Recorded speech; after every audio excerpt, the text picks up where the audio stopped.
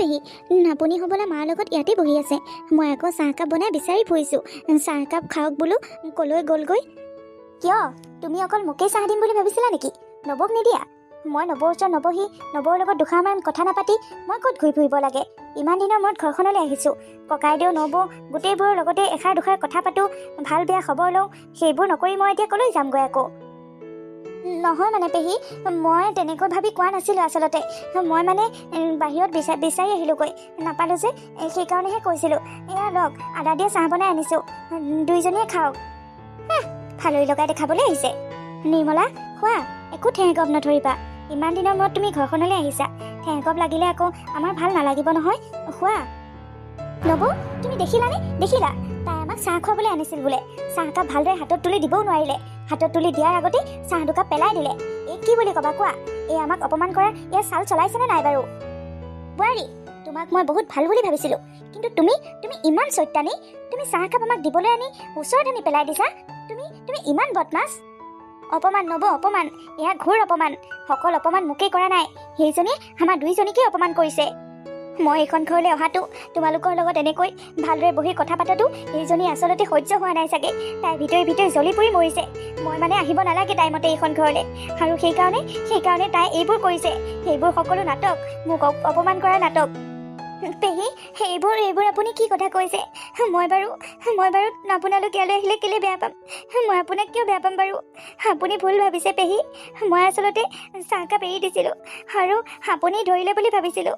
সেইকাৰণেহে এনেকৈ পৰি গ'ল। ক্ষমা কৰিব পেহী, ক্ষমা কৰিব। মই এইখন ঘৰলৈ অহাৰ কাৰণে, এনেকৈ থাকোহি কাৰণে, কোনে কিমান ভাল পায়, কোনে কিমান হিংসা কৰে, তলে তলে কোনে কিমান মোক বেয়া পায়, মই সকলো বুজি পাইছোঁ। মা, আপুনি পেহীক বুজাওকচোন। আচলতে মই তেনেকৈ একেবাৰে ভবা নাছিলোঁ। ভুলতেহে সেনেকৈ কাপকেইটা পৰি গ'ল। পেহীয়ে এইবোৰ কি কথা ভাবিছে বাৰু? সেইবোৰ সকলো মিছা। সেইবোৰ পেহীয়ে ভুল ভাবিছে। মা, আপুনি পেহীক বুজাওকচোন। সেইবোৰ ভুল ধাৰণা মনৰ পৰা আঁতৰকৈ দিবলৈ কওকচোন। হ'ব বোৱাৰী, তুমি এতিয়া ভিতৰলৈ যোৱা। একেটা কথাকে ইমান সময় ঘূৰাই পকাই লাগি থকাৰ কোনো প্ৰয়োজন নাই। তুমি কি ভাবি দিছা সেইটো তোমাৰ কথা। ভগৱানে সকলো দেখি আছে। আমাক অন্যায় কৰি তুমি কি পাবা? ভগৱানে তাৰ শাস্তি তোমাক দিবই, বুজিছা? আমিতো তোমাক হিংসা নকৰোঁ। তুমি যদি আমাক হিংসা কৰিছা, সেয়া ভগৱানৰ ওপৰত দিছোঁ। ভগৱানে সেয়া বিচাৰ কৰিব। ঠিক আছে মা, আপোনালোকে যেতিয়া আৰু ভগৱানৰ ওপৰত দিছে, তেনেহ'লে ভালেই হৈছে। ভগৱানে কাকো আপোন পৰ নাচায়, সকলোকে সমানে চায়। যাৰ ভুল তাকেই শাস্তি দিয়ে। মই যদি কিবা ভুল কৰিছোঁ, ভগৱানে মোক শাস্তি দিয়ক। মোৰ অকণো দুখ নাই। দেখিছা নবৌ, দেখিছা? তোমাৰ কথাও নুশুনে। অথনিয়ে ক'লা ভিতৰলৈ যাবলৈ, এইবোৰ কথা বাদ দিবলৈ, কিন্তু তাই একেবোৰ কথাকে ঘূৰাই পকাই লাগি আছে। পেহী, মোক ক্ষমা কৰি দিব। সেইবোৰ কথা আপুনি ধৰি নাথাকিব, আৰু এইবোৰ কথা ভাবি মনতে দুখ পায়ো নাথাকিব। কিবা এটা ভুল হ'ল আৰু মোক ক্ষমা কৰি দিব পেহী। হ'ব বোৱাৰী, ভিতৰলৈ যোৱা। নবৌ, সেইজনীৰ মতিগতিবোৰ মই একেবাৰে ভাল দেখা নাই। নতুন বোৱাৰীজনী এনেকুৱা লক্ষণ হ'ব লাগে নেকি? আমি যেতিয়া নতুন বোৱাৰী হৈ এখন ঘৰলৈ গৈছিলোঁ, সেইখন ঘৰত আমি মূৰ তুলিও কথা কোৱা নাছিলোঁ, আৰু সেনেকৈ শাহুৱতীৰ মুখে মুখে কোৱাটো দূৰৰে কথা। তোমালোকে মোক ভাল সংস্কাৰ দি পঠাইছিলা নবৌ, সেইকাৰণে মই সেইখন ঘৰতো তোমালোকৰ নাম উজ্বলাই ৰাখিছোঁ। কিন্তু এইজনী বোৱাৰীয়ে দেখিছা, অহানো এইখন ঘৰলৈ কেইদিন হৈছে, আমাৰ মুখে মুখে তৰ্ক কৰিছে। এইবোৰ সকলো সংস্কাৰৰ লগত কথা নিৰ্মলা, সংস্কাৰৰ লগত কথা। আমি ভাল সংস্কাৰ দি পঠাইছোঁ কাৰণে বেলেগ এখন ঘৰলৈ গৈ আমাৰ নাম উজ্বলাই ৰাখিছা, কিন্তু সেই বোৱাৰীজনীয়ে বেয়া সংস্কাৰৰ পৰা আহিছে। সেইকাৰণে তাই বেয়া সংস্কাৰখিনি প্ৰতিফলিত হৈছে আমাৰ ঘৰখনত। কিন্তু নিৰ্মলা, এতিয়াতো আৰু একো উপায় নাই। এইখন ঘৰ বোৱাৰী হৈ তাই আহিল যেতিয়া আৰু আমাৰ সংস্কাৰবোৰ লাহে লাহে বুজাব লাগিব। আমাৰ সংস্কাৰবোৰ শিকাই বুজাই তাইক সংস্কাৰী কৰি তুলিব লাগিব। আহে নবৌ, ইমান ডাঙৰ ছোৱালীজনীক কি শিকাই বুজাই ল'ব লগা কথা আছে? তাই আজি এইখন ঘৰত থকা কিমান দিন হ'ল? তাই এইখন ঘৰৰ নিয়ম নীতি, মানুহবোৰৰ আচাৰ ব্যৱহাৰ দেখা নাই নেকি? আমি ভাবিছিলোঁ তাই পঢ়া শুনা আছে যেতিয়া আৰু ছোৱালীজনী ভাল হ'ব, আৰু ঘৰখনৰো ভাল বুলিয়ে শুনিছিলোঁ। সেইকাৰণে ভাবিছিলোঁ ঘৰখন ভাল যেতিয়া আৰু পঢ়া শুনা আছে, ছোৱালীজনীও ভালেই হ'ব। কিন্তু তাই যে ইমান চৈতানী হ'ব, তাই যে মোক ইমান হিংসা কৰিব, মইতো কেতিয়াও ভবা নাছিলোঁ। আচলতে নবৌ, এক প্ৰকাৰে চাবলৈ গ'লে চাহকাপটো মোৰ ভৰিত নহয়, তোমাৰ ভৰিতহে পেলাবলৈ বিচাৰিছিল চাগে। পেটে পেটে তোমাকো তাই হিংসা কৰে, বুজিছা? অঁ, কথাটো দেখোন তুমি ঠিকেই কৈছা। চাহৰ কাপকেইটা মোৰ ভৰিতহে পেলাবলৈ লৈছিল নেকি বাৰু? তুমিতো আজিহে আহিছা এইখন ঘৰলৈ, আৰু তুমিতো ইমান দিন থকাকৈ অহাও নাই। এইবাৰে দুদিনমান বেছিকৈ থকাকৈ আহিছা।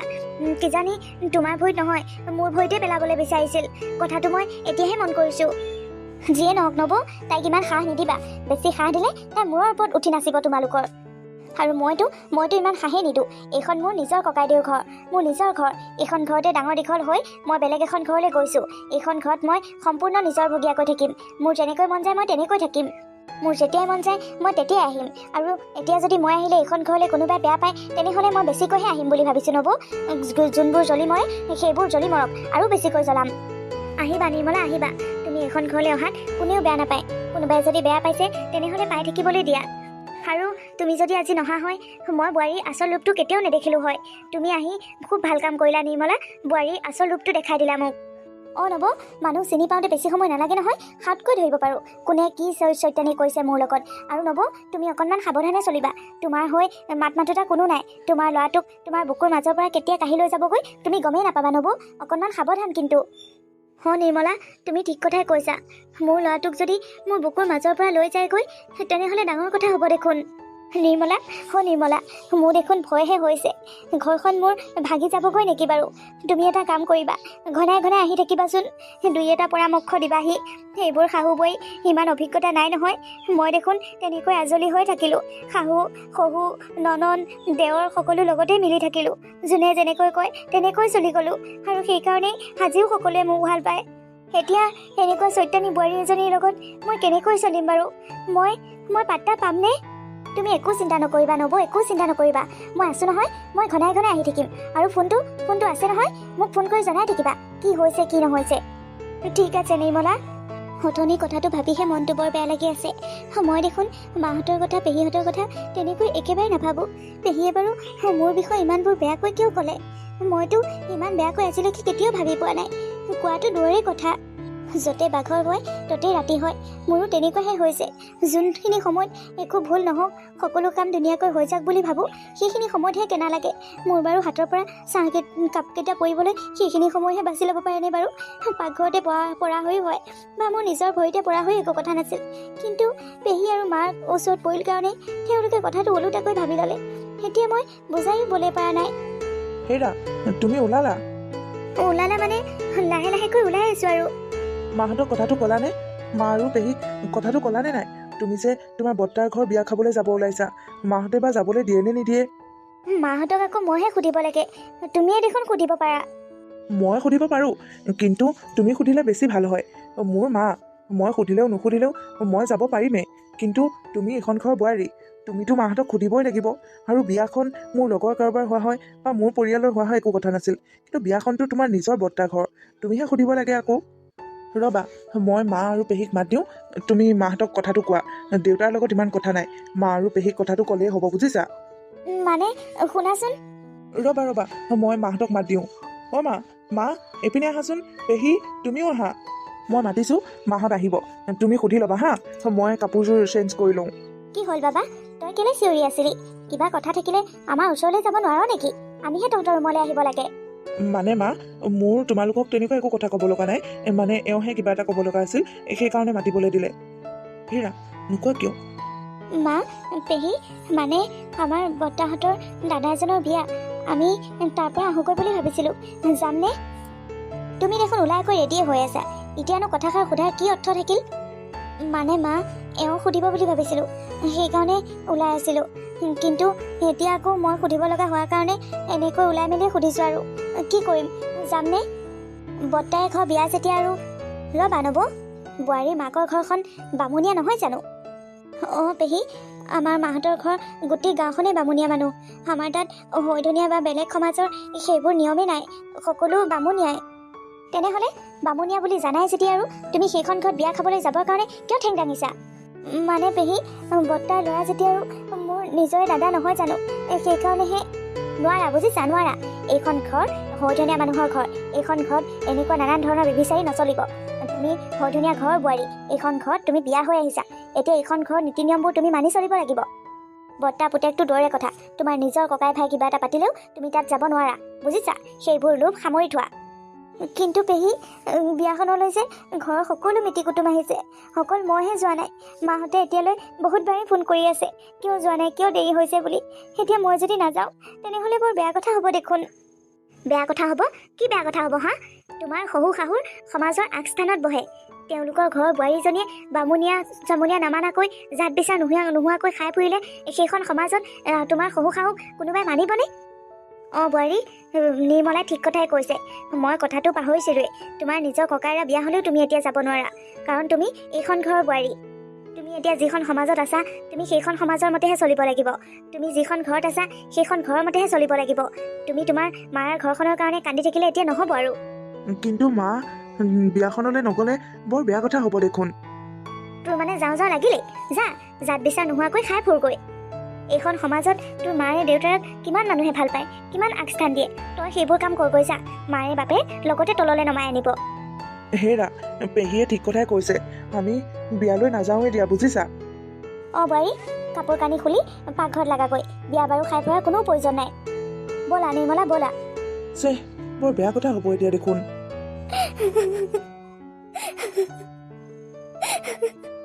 হেৰা, নাকান্দিবা বুজিছানে, নাকান্দিবা। মাহঁত থকালৈ এইবোৰ নীতি নিয়ম মানিয়ে চলিব লাগিব যেন পাওঁ। বিয়াখনলৈ যাওঁ, পাছত আকৌ সমাজৰ 10জন মানুহে মোৰ মা দেউতাক আঙুলি টোৱাই কথা কওক। এইটো মই একেবাৰে সহ্য কৰিব নোৱাৰিম। নালাগে দিয়া, বিয়ালৈকে নাযাওঁ। বিয়াৰ পাছত তুমি এদিন গৈ তোমাৰ নবৌজনীক চাই আহিবাগৈ। মোৰ হাততনো কি উপায় আছে?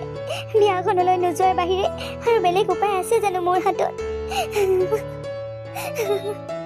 নাকান্দিবা অ', নাকান্দিবা। নাকান্দো, কিন্তু মনটো বৰ বেয়া লাগিছে অ', বৰ বেয়া লাগিছে। বৰ হেঁপাহ আছিল ডাঙৰ দাদা বিয়াখন খাম বুলি, বিয়াত ফূৰ্তি কৰিম বুলি। কিন্তু এতিয়া সেইবোৰ সমাজৰ নিয়মৰ কাৰণে এতিয়া মই বঞ্চিত হ'ব লগা হ'ল। একো নাই দিয়া, অকণমান দুখ লাগিছে, কান্দিছোঁ, আকৌ ভাল হ'ব।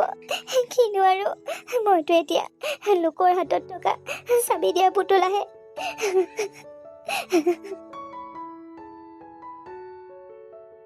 নিৰ্মলা, অ' নিৰ্মলা, সেইবোৰ কি হৈ গ'ল হয়নে?